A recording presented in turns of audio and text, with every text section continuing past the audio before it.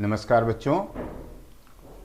कक्षा 10 के समस्त छात्र छात्राओं को शुभकामनाएं। बच्चों, आज हिंदी पाठ्यपुस्तक से हम गद्य खंड में पहला पाठ मित्रता, इस विषय पर आपसे कुछ चर्चा करना चाहेंगे। मित्रता आचार्य रामचंद्र शुक्ल, जो हिंदी आलोचना के एक आधार स्तंभ माने जाते हैं, उनकी एक प्रसिद्ध पुस्तक चिंतामणि में संग्रहित है और इसी निबंध मित्रता पर हम आज आप लोगों के साथ कुछ बातचीत करने का प्रयत्न कर रहे हैं। तो सबसे पहले हम लेंगे मित्रता पाठ के लेखक जो आचार्य रामचंद्र शुक्ल जी हैं, हम उनसे आपका परिचय कराएंगे। आचार्य रामचंद्र शुक्ल जी के जीवन चरित्र पर बहुत संक्षिप्त बातचीत करेंगे और तत्पश्चात हम उनके निबंध के बारे में आपसे चर्चा करेंगे। तो आचार्य रामचंद्र शुक्ल जी का जीवन परिचय आप लोग देखेंगे स्क्रीन पर, जहां आपको उनकी एक फोटो भी दिख रही होगी। बच्चों, आचार्य रामचंद्र शुक्ल ने पहली बार आलोचना के क्षेत्र में एक मानक स्थापित किया था।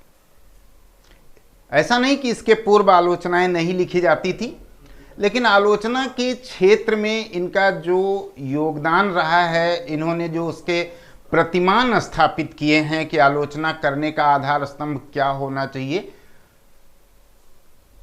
उसको सबसे पहले इन्होंने ही साहित्य जगत में लाने का कार्य किया है। तो आइए आज सबसे पहले हम शुक्ल जी का परिचय प्राप्त करते हैं। इनका जन्म 4 अक्टूबर सन 1884 ईस्वी में हुआ था। जन्मस्थान है इनका उत्तर प्रदेश के बस्ती जिले का अगौना नामक गांव। इनके पिता चंद्रवली शुक्ल जी थे, जो राठ में कानूनगो थे, राठ तहसील में कानूनगो थे। इनकी मृत्यु 2 फरवरी सन 1941 को हुई। शुक्ल जी एक युग प्रवर्तक साहित्यकार हैं। ये हिंदी गद्य के क्षेत्र में तीसरे युग प्रवर्तक। इनसे पूर्व आपने 2 युगों के बारे में सुना होगा, भारतेंदु युग, द्विवेदी युग, और तीसरे युग का आप नाम सुनते होंगे शुक्ल युग। तो ये जो शुक्ल युग है हिंदी गद्य के क्षेत्र में, हिंदी साहित्य जगत में, ये इन्हीं की देन है और ये मुख्य रूप से हिंदी की 3 विधाओं में पारंगत हैं। पहले तो एक श्रेष्ठ उच्च कोटि के निबंधकार हैं। पहला जो इनका योगदान हम देखते हैं वो निबंध के क्षेत्रों में है। ये अपने समय के एक उच्च कोटि के मूर्धन्य निबंधकारों में गिने जाते हैं। निबंधकार के बाद इनका जो दूसरी विधा है जिस पर इनकी सबसे ज्यादा पकड़ है, वो है आलोचना। और आलोचना के बाद एक और विधा जिसको भी एक वैज्ञानिक तरीके से इन्होंने पहली बार साहित्य जगत में प्रस्तुत किया, वो है हिंदी साहित्य का इतिहास। तो साहित्य के इतिहास लेखन में इन्होंने एक ऐसा मानक स्थापित किया, उसको एक ऐसे वैज्ञानिक ढंग से प्रस्तुत किया कि आज भी अधिकांश लेखक, आलोचक उसी इतिहास का कहीं ना कहीं सहारा लेकर के चलते हैं। इनके द्वारा किया गया काल विभाजन आज भी सर्वमान्य है। ये तो बात अलग है कि आलोचनाएं प्रत्यालोचनाएं होती ही रहती हैं, आलोचना की भी आलोचना होती है, लेकिन इन्होंने जो अपना स्थान बनाया साहित्य जगत में, यह निर्विवाद है कि आज तक सटीक रूप से उसका कोई खंडन नहीं कर सका। तो इस तरह से आपको यह भी समझना है छात्रों कि ये 3 विधाओं के लिए विशेष करके जाने जाते हैं: निबंध, आलोचना और हिंदी साहित्य का इतिहास लेखन। आपको याद रखना है, कभी कभी पूछा जाता है बच्चों आपसे प्रश्न कि आचार्य रामचंद्र शुक्ल एक कवि थे, तो नहीं, ये नाटककार थे, तो यह भी गलत है। कहानीकार थे, यह भी गलत है। यद्यपि इन्होंने एक कहानी लिखी है 11 वर्ष का समय, लेकिन एक कहानी लिख करके इन्हें हम कहानीकार के रूप में स्थान नहीं दे सकते, इन्हें नाटककार एकांकीकार नहीं कह सकते। तो ये किस रूप में प्रसिद्ध हैं? एक निबंधकार के रूप में, एक आलोचक के रूप में और इतिहास लेखक के रूप में प्रसिद्ध हैं। साहित्य इतिहास लेखक के रूप में जाने जाते हैं। जीवन परिचय आप विस्तार से आगे समझ लेंगे। इनके जीवन की कुछ मुख्य बातों पर हमने प्रकाश डाला। अब आगे बढ़ते हैं, हम देखते हैं इनकी प्रमुख रचनाएं कौन सी हैं। तो आप स्क्रीन पर देख रहे होंगे, पहली जो इनकी पहली तरह की रचनाएं, मैंने पहले भी बताया कि वो निबंध के रूप में है, एक निबंधकार हैं। तो निबंध संग्रह के रूप में चिंतामणि भाग 1 और चिंतामणि भाग 2, ये इनके निबंधों का संग्रह है। और दूसरा जो इनका निबंध संग्रह है वो है विचार वीथी। दूसरी चीज जो इनकी प्रसिद्ध है, जिसके कारण ये इतना चर्चित हुए हैं, वो है इतिहास। इतिहास का मतलब क्या है? साहित्य इतिहास, हिंदी साहित्य का इतिहास जो लिखा गया है, वह भी इनका बहुत ही प्रामाणिक और वैज्ञानिक माना जाता है। तीसरी आलोचना। आलोचना के क्षेत्र में इनके 3 ग्रंथ उपलब्ध हैं: सूरदास, रश्मि मानसा और त्रिवेणी। इन तीनों में इनकी उच्च कोटि की आलोचनाएं संकलित हैं। इसके अलावा इन्होंने कुछ पत्र पत्रिकाओं का संपादन भी किया है। जायसी ग्रंथावली, तुलसी ग्रंथावली, भ्रमर गीत सार, हिंदी शब्द सागर। बच्चों मैं बता दूं कि ये जो हिंदी शब्द सागर है, इसी की भूमिका के रूप में इन्होंने इतिहास, हिंदी साहित्य के इतिहास का लेखन कार्य किया था। इसी की भूमिका में इन्होंने लिखा था।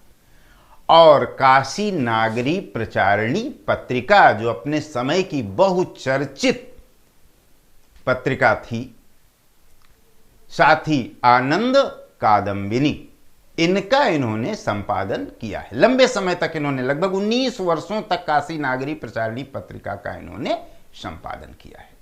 तो इस तरह से आप इनकी प्रमुख रचनाओं से परिचित हुए। इनके संक्षिप्त जीवन वृत्त को आपने सुना। विस्तृत जीवन परिचय आप इनका अपनी पाठ्य पुस्तकों से देख लेंगे और हम उसे आप तक प्रेषित भी कर सकेंगे। यहाँ चूंकि वीडियो में उतना समय नहीं रहता है, हम आज ही इनके पाठ पर भी थोड़ी सी चर्चा आपके साथ करना चाहते हैं। तो इनका पाठ है मित्रता। आइए हम मित्रता के बारे में थोड़ा सा जानेंगे। ये मित्रता आचार्य रामचंद्र शुक्ल द्वारा लिखा गया एक ऐसा विचारात्मक निबंध है जिसमें इन्होंने मित्र के चयन पर हमें क्या सावधानी रखनी चाहिए उस पर प्रकाश डाला है। मित्र का हमारे जीवन में क्या महत्व होता है, मित्र के अंतर्गत, मित्र के अंदर हमें कौन कौन से गुणों को देखना चाहिए, एक मित्र का चुनाव करते समय हमें क्या देखना चाहिए, मित्र हमें किस प्रकार से आगे बढ़ा सकता है, उन्नति के मार्ग पर ले जा सकता है, और किस प्रकार का मित्र हमें पतन की ओर ढकेलता है। ये कई बातें, इस पर इन्होंने विस्तार से विचार किया है। ये निबंध भी विचारात्मक शैली में लिखा गया। तो हम जानते हैं कि हमारे जीवन में मित्र का बहुत ही महत्वपूर्ण स्थान होता है।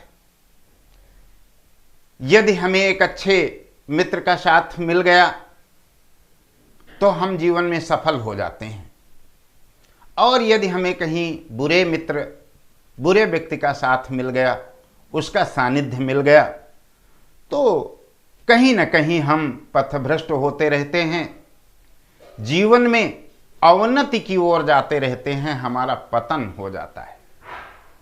तो बहुत कुछ हम ये देखते हैं कि मित्र के चुनाव पर अगर हमें अच्छा मित्र मिल जाए तो हमारा जीवन सफल होता है, और इसके अभाव में एक बुरा मित्र मिलने पर हमारा जीवन किस तरह से नष्ट होता है। इन्हीं कई बातों पर इन्होंने चर्चा की है। तो हम सबसे पहले आपको यही बताना चाहेंगे कि इन्होंने इस मित्रता पाठ के अंतर्गत कई उदाहरणों के माध्यम से स्पष्ट किया।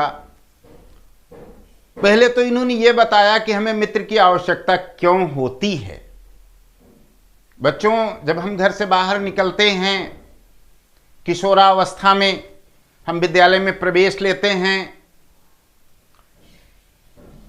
आवासीय विद्यालयों में पढ़ने के लिए जाते हैं, तो वहाँ हमारे घर और परिवार का कोई भी नहीं होता, और वहाँ सबसे पहली जरूरत जो हमारी होती है वो एक अच्छे मित्र के चुनाव की होती है। शुक्ल जी ने बताया कि वैसे तो मित्र मिल जाना कोई बड़ी बात नहीं है,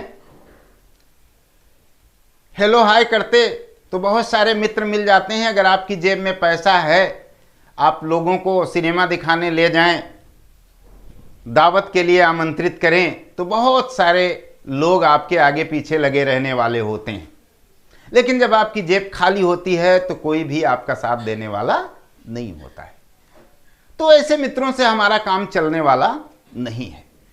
एक उदाहरण इन्होंने दिया कि मित्र चुनते समय किस बात का ध्यान रखना चाहिए। ऐसा नहीं कि जो मिल गया, थोड़ी मनमानी हंसमुख चेहरा देखा, सुंदर मस्तानी चाल देखी, बातचीत का एक अच्छा लहजा देखा और हम उसी को झट से मित्र बना लें। ऐसा नहीं। मित्र बनाते समय हमें बड़ी सावधानी रखनी होती है, कई बातों का ध्यान रखना पड़ता है, हमें उसका विश्लेषण करना पड़ता है, उसके पूर्व जीवन का को समझना पड़ता है कि वो कैसा है, उसका चरित्र कैसा है, उसका चाल चलन कैसा है। मित्र चुने तो ऐसा चुने कि हम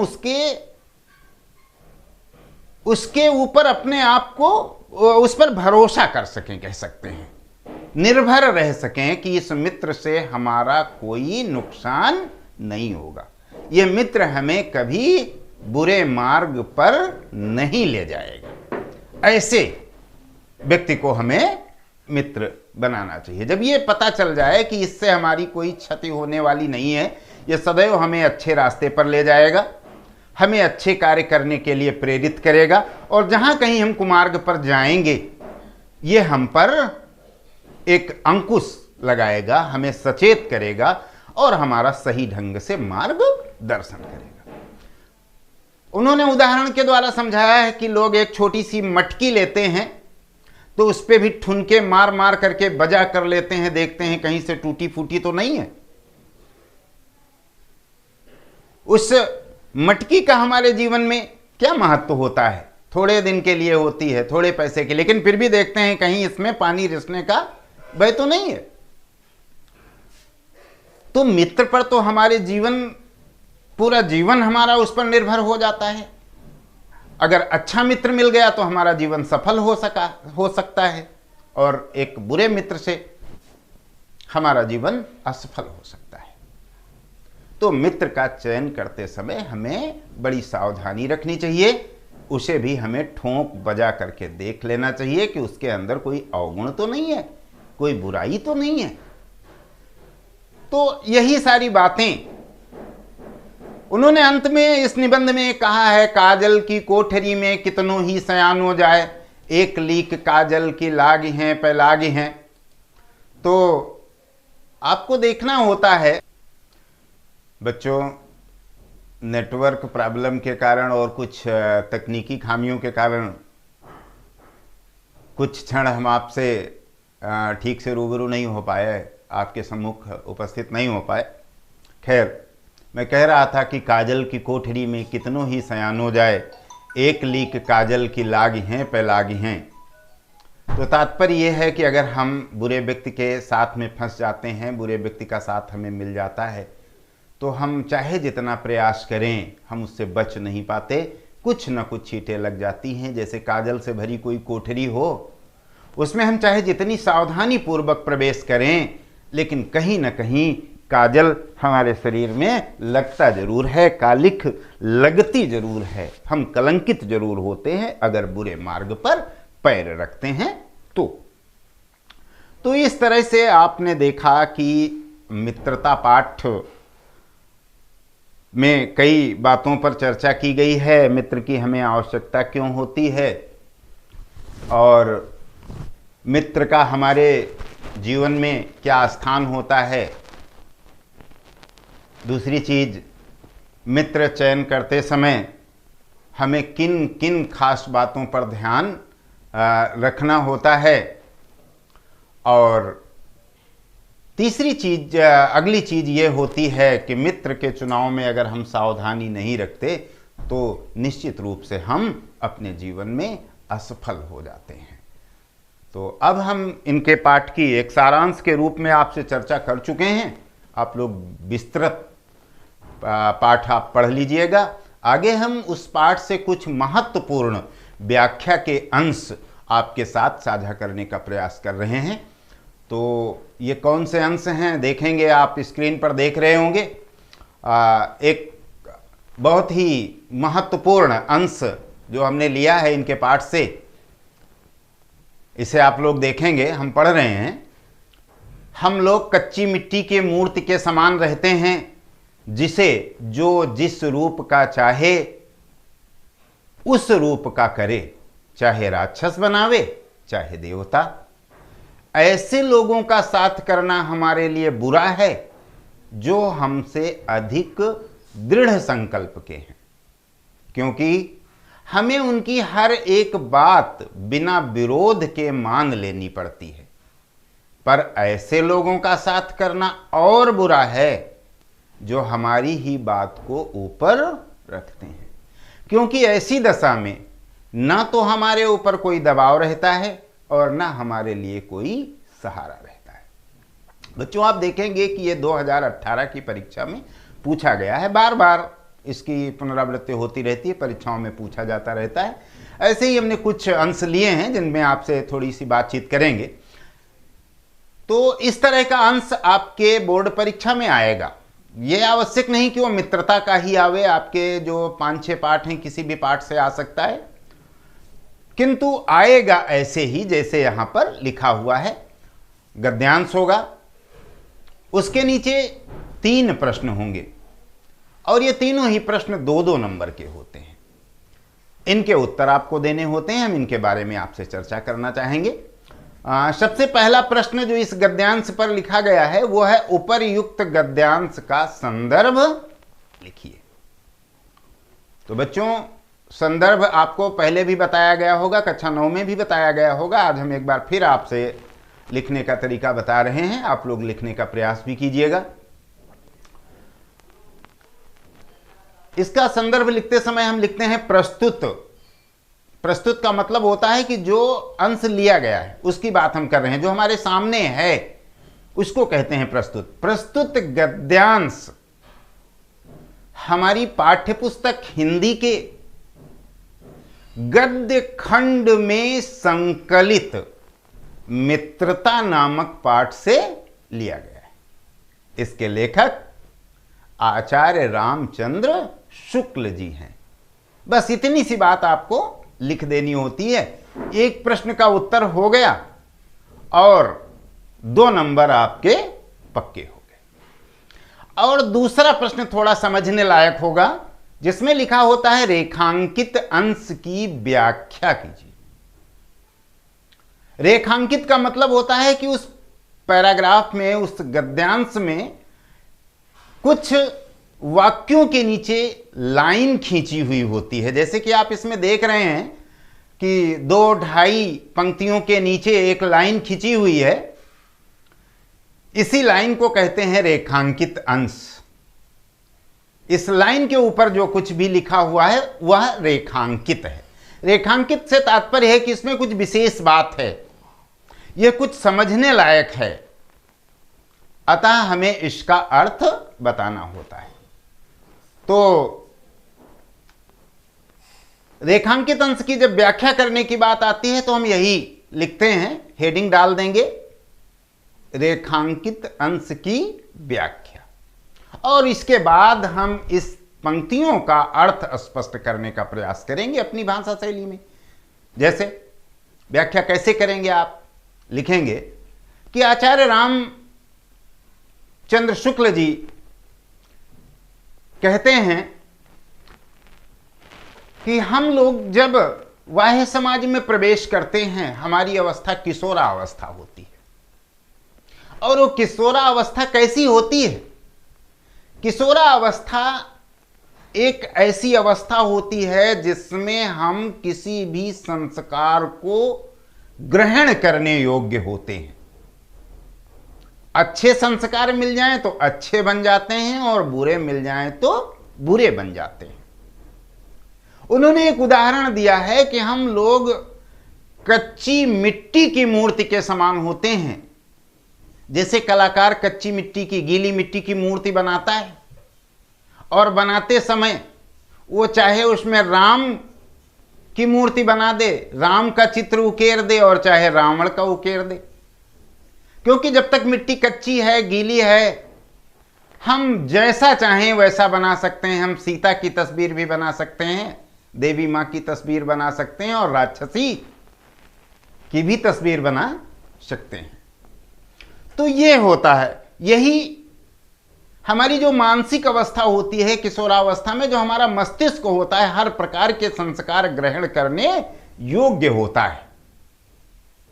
जैसे कच्ची मिट्टी, हर प्रकार के चित्र, कच्ची मिट्टी पर हर प्रकार के चित्र उकेरे जा सकते हैं। तो वही कहा है कि जिसे जो जिस रूप का चाहे कर ले, चाहे राक्षस बना दे चाहे देवता, वही स्थिति हमारी होती है किशोरावस्था में। कि अगर हम अच्छे समाज में प्रवेश कर जाते हैं, अच्छे लोगों की हमारी संगति हो जाती है तो हम अच्छे बन जाते हैं, और बुरे लोगों की संगति हो जाती है तो हम बुरे हो जाते हैं।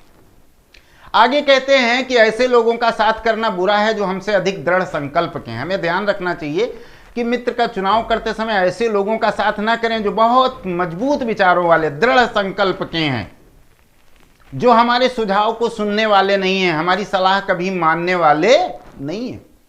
यानी दृढ़ संकल्प से तात्पर्य है जिन्होंने अपना रास्ता सुनिश्चित कर लिया है। संयोग से अच्छे रास्ते पर जा रहे हैं तब तो अच्छी बात, लेकिन अगर बुरे रास्ते पर जा रहे हैं और दृढ़ संकल्प के हैं तो हम उन्हें प्रेरित नहीं कर सकते। तो ऐसे लोगों का साथ नहीं करना चाहिए।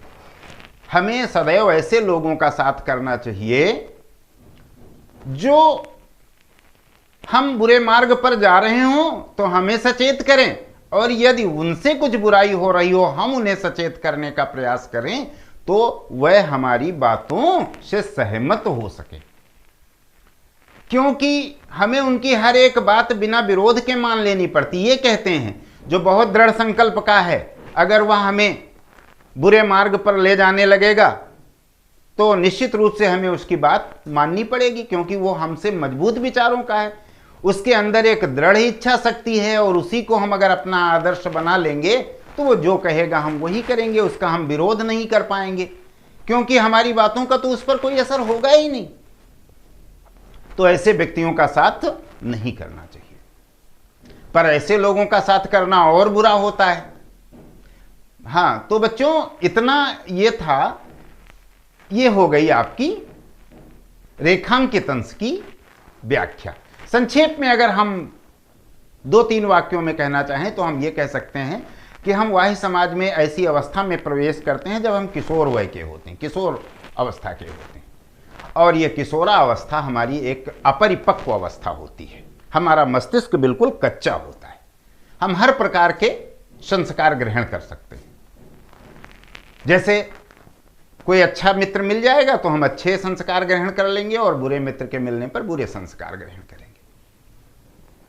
हमारी स्थिति एक कच्ची मिट्टी की मूर्ति के समान होती है, जिसे कलाकार जैसा चाहे वैसा बना सकता है। हमने पहले ही बता दिया आपको, है ना, चाहे उसका राक्षस बना दो या देवता। किंतु ऐसे लोगों का साथ नहीं करना चाहिए जो बड़े ही दृढ़ विचारों वाले हैं, क्योंकि दृढ़ विचार के लोगों का हम विरोध नहीं कर पाते। उनकी हर बात हमें ज्यों की त्यों मान लेनी पड़ती है। कदाचित वह गलत मार्ग पर जा रहे हों तो भी हम बिना विरोध के ही उनकी बात को स्वीकार करते हैं। तो इसलिए हमें ऐसे लोगों का साथ नहीं करना चाहिए। और अब देख रहे होंगे एक अंतिम प्रश्न है, हमें किन लोगों का साथ नहीं करना चाहिए। तो बच्चों ध्यान दीजिए कि हमें ऐसे लोगों का साथ नहीं करना चाहिए जो हमसे अधिक दृढ़ संकल्प वाले होते हैं। तो ये 3 प्रश्न थे, तीनों का उत्तर आपने देखा। और अब हम अगला पैराग्राफ लेते हैं, देखते हैं उसमें क्या है। बच्चों ये दूसरा पैराग्राफ भी बहुत महत्वपूर्ण है। कई बार ये पूछा जाता है परीक्षाओं में, बोर्ड की परीक्षा की दृष्टि से बहुत ही उपयोगी है।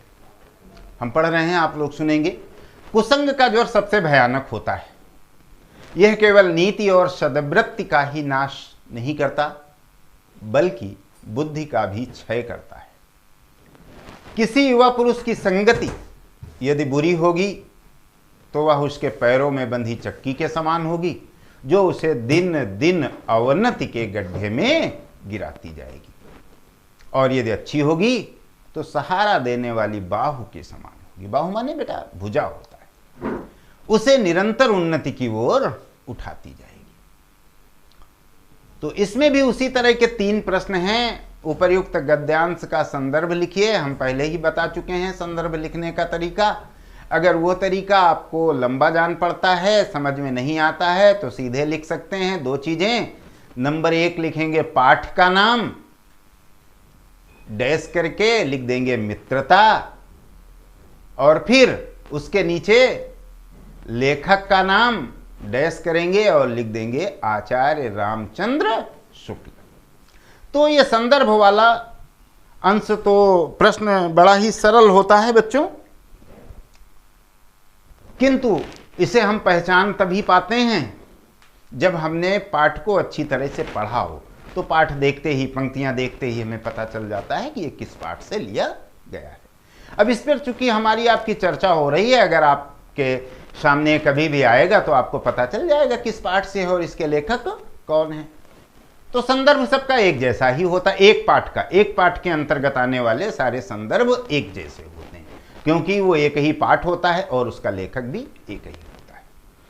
दूसरी बात, इसमें भी वही प्रश्न है, गद्यांश के रेखांकित अंश की व्याख्या कीजिए। तो इसमें भी ऊपर की 2 पंक्तियां आप देख रहे हैं, जिनके नीचे लाइन खिंची हुई है, रेखा खिंची हुई है, उन्हीं को हम रेखांकित कहते हैं। आइए इनकी व्याख्या समझते हैं हम।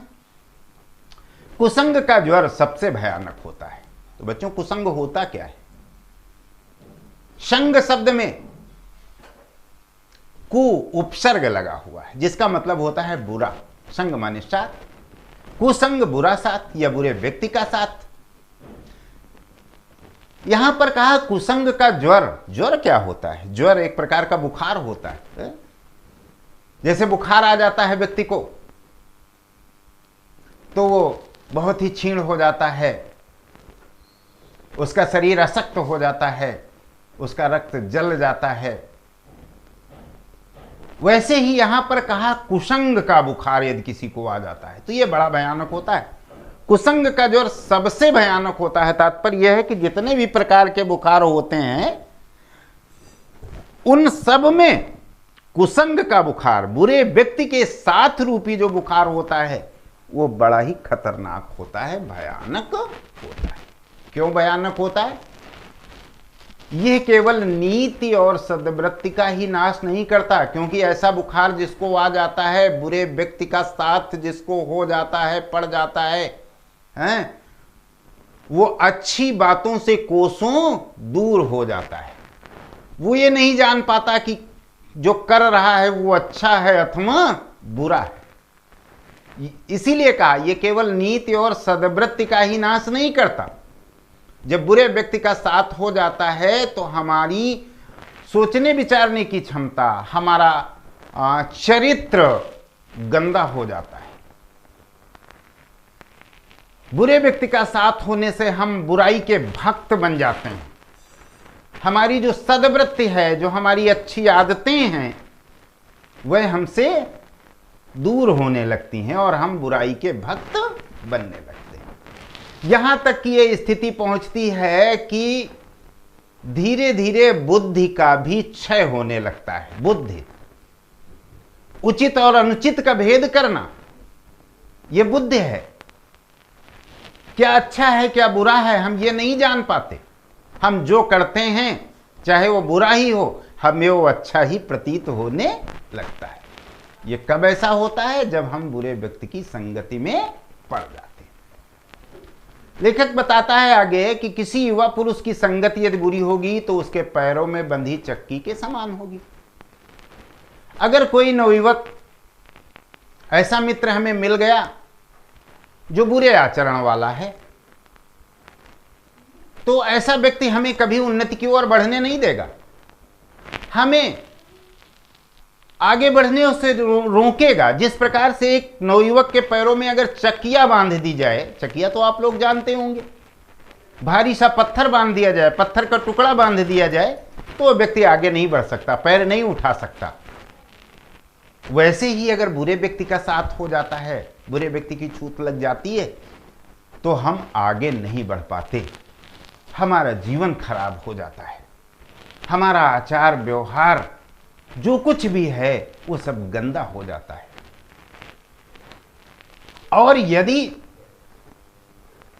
अच्छे व्यक्ति का साथ हो गया तो हम दिन प्रतिदिन आगे बढ़ते जाते हैं। यहां आगे कहा है जो उसे दिन दिन अवनति के गड्ढे में गिराती जाएगी। यानी बुरा व्यक्ति का साथ हो जाने पर यह निश्चित है कि हम कभी उन्नति नहीं कर पाएंगे, आगे नहीं बढ़ पाएंगे और दिन प्रतिदिन हमारा पतन होगा, हम नीचे गिरते जाएंगे। तो ये है व्याख्या।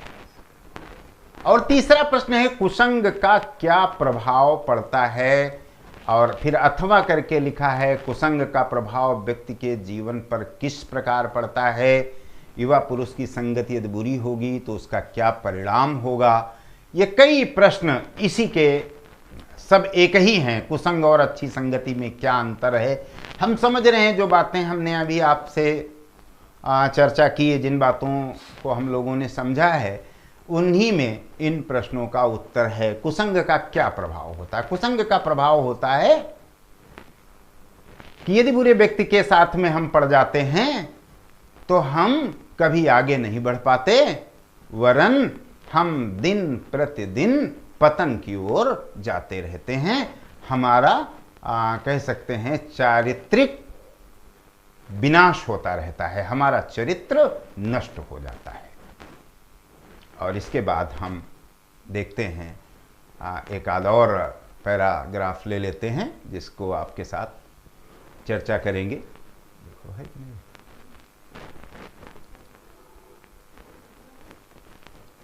और नहीं है? अच्छा। तो देखिए बच्चों, एक और पैराग्राफ आपके सामने है। यह भी महत्वपूर्ण पैराग्राफ है, पूछा जाता रहता है ये गद्यांश, तो इस पर भी हम चर्चा कर लेते हैं। विश्वास पात्र मित्र से बड़ी भारी रक्षा रहती है। जिसे ऐसा मित्र मिल जाए उसे समझना चाहिए कि खजाना मिल गया। विश्वास पात्र मित्र जीवन की एक औषध है। औषध जानते होंगे बच्चों, औषध माने होता है दवा। विश्वास पात्र का मतलब होता है विश्वास के लायक, ऐसा व्यक्ति, ऐसा मित्र जिस पर हम विश्वास कर सकें। आगे देखें, हमें अपने मित्रों से आशा रखनी चाहिए कि वह हमें उत्तम संकल्पों में दृढ़ करेंगे, दोषों और त्रुटियों से हमें बचाएंगे। दोष, बुराइयां, त्रुटियां या कमियां, इनसे बचाएंगे, हमारे सत्य, पवित्रता और मर्यादा के प्रेम को पुष्ट करेंगे, माने मजबूत करेंगे। जब हम कुसंग पर पैर रखेंगे तब वह हमें सचेत करेंगे, जब हम हतोत्साहित होंगे तब वह हमें उत्साहित करेंगे। सारांश ये है कि वह हमें उत्तमता पूर्वक जीवन निर्वाह करने में हर प्रकार से सहायता देंगे। तो सच्ची मित्रता में उत्तम से उत्तम वैद्य की निपुणता और परख होती है। अच्छी से अच्छी माता का सा धैर्य और कोमलता होती है। ऐसी ही मित्रता करने का प्रयत्न प्रत्येक पुरुष को करना चाहिए। देखें बच्चों, संदर्भ के लिए तो हम आपको पहले भी बता चुके, सबका संदर्भ एक ही रहेगा, इसलिए संदर्भ पर हम पुनरावृत्ति नहीं करना चाहेंगे। रेखांकित अंश पर आ जाते हैं, जिसके बारे में हम थोड़ा समझते हैं। यहाँ पर आप देख रहे होंगे कि रेखांकित अंश दो जगह पर है। तो सबसे पहली रेखांकित अंश की जो पंक्तियाँ हैं उस पर हम चर्चा करते हैं। सबसे पहले आप उत्तर लिखते समय लिखेंगे रेखांकित अंश की व्याख्या नंबर 1 डालेंगे, और जब नीचे वाला लिखेंगे तो रेखांकित अंश की व्याख्या नंबर 2 डालेंगे। तो पहले नंबर 1 पर हम देख रहे हैं, विश्वास पात्र मित्र से बड़ी भारी रक्षा रहती है। तात्पर्य यह है कि यदि विश्वास करने लायक मित्र मिल जाए, भरोसे के लायक मित्र मिल जाए, जिस पर हम भरोसा कर सकते हैं, तो हमें इत्मीनान हो जाता है, हम आश्वस्त हो जाते हैं कि वो कहीं से हमारा अहित होने नहीं देगा। जिस व्यक्ति को ऐसा मित्र मिल जाए, विश्वास करने लायक भरोसेमंद मित्र मिल जाए, उसे तो यह समझना चाहिए खजाना मिल गया। खजाना तो जानते होंगे, बहुत सारा द्रव्य मिल गया, धन दौलत मिल गई। तो मित्र की तुलना एक बड़े खजाने से की गई है। क्यों? क्योंकि ऐसा मित्र जो भरोसेमंद हो, जिसके सहारे हम रह सकें, जिसे हम समझ लें कि वो हमें कभी अनुचित कार्य नहीं करने देगा, हमें बुरे मार्ग पर जाने से बचाएगा, तो किसी भी प्रकार से खजाने से कम नहीं होता। क्योंकि वो जिस मार्ग पर हमें ले जाएगा वो सदैव हमें उन्नति की ओर ले जाएगा। हमारा चारित्रिक विकास होगा, हम समाज में सम्मान और लोगों की श्रद्धा के पात्र बनेंगे। विश्वास पात्र मित्र जीवन की एक औषध है। औषध माने दवा। भरोसेमंद मित्र की तुलना किससे की गई बच्चों?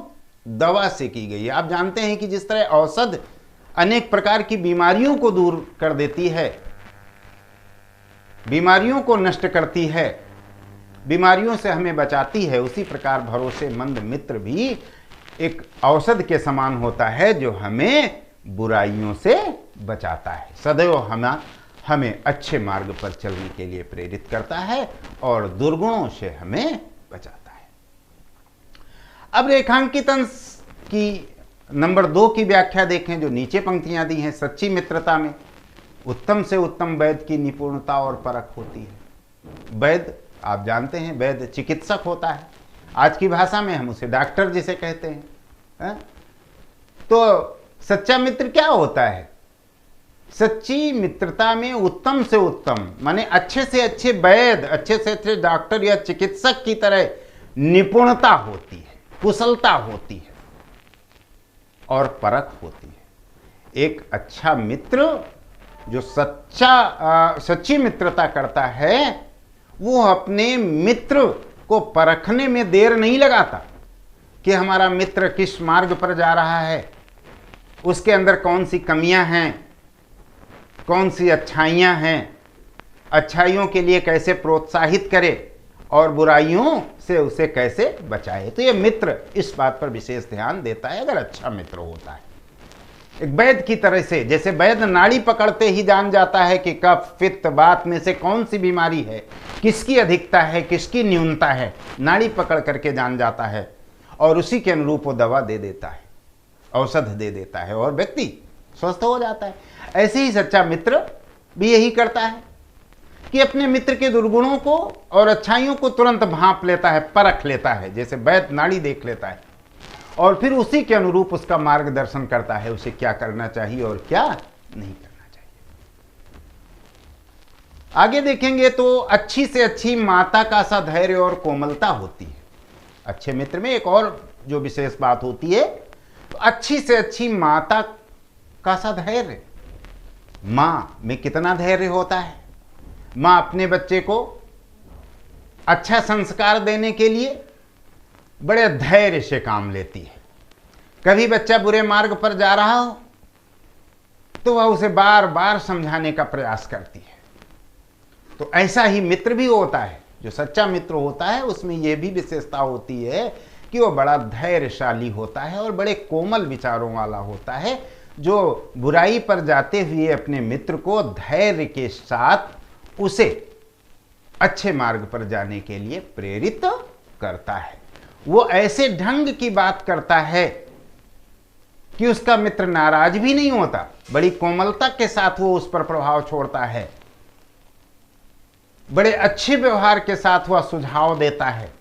और यदि मित्र कहीं उसे अच्छा बुरा भी कह दे, जैसे बच्चा मां को चाहे जितनी फटकार लगाए, फिर भी मां बड़े धैर्य और कोमलता के साथ उसे मान मनुहार करके अच्छे मार्ग पर चलने के लिए प्रेरित करती है। ऐसी ही मित्रता करने का प्रयत्न प्रत्येक पुरुष को करना चाहिए। यानी हर व्यक्ति को ये सोचना चाहिए कि हम अच्छे मित्र बन सकें और हमारा अच्छे मित्रों से ही सानिध्य हो सके। तो ये रेखांकित अंश की व्याख्या हो गई। हमें अपने मित्रों से क्या आशा करनी चाहिए? हमें अपने मित्रों से यही आशा करनी चाहिए कि वह सदैव हमें अच्छे मार्ग पर ले जाएंगे, और जब हम कुमार्ग पर पैर रखेंगे तो वह हमें सचेत करेंगे। जब हम हतोत्साहित होंगे तो वह हमें उत्साहित करेंगे, हमें पुनर्बलित करेंगे। विश्वास पात्र मित्र की तुलना किससे की गई है? विश्वास पात्र मित्र की तुलना एक औषध से की गई है, एक दवाई से की गई है। तो इस प्रकार बच्चों, इस वीडियो में हमने मित्रता पाठ के प्रमुख अंशों को लिया, शुक्ल जी के जीवन परिचय को लिया। तो आज का ये वीडियो बस यहीं तक। आगे अगले वीडियो में फिर मिलेंगे। धन्यवाद।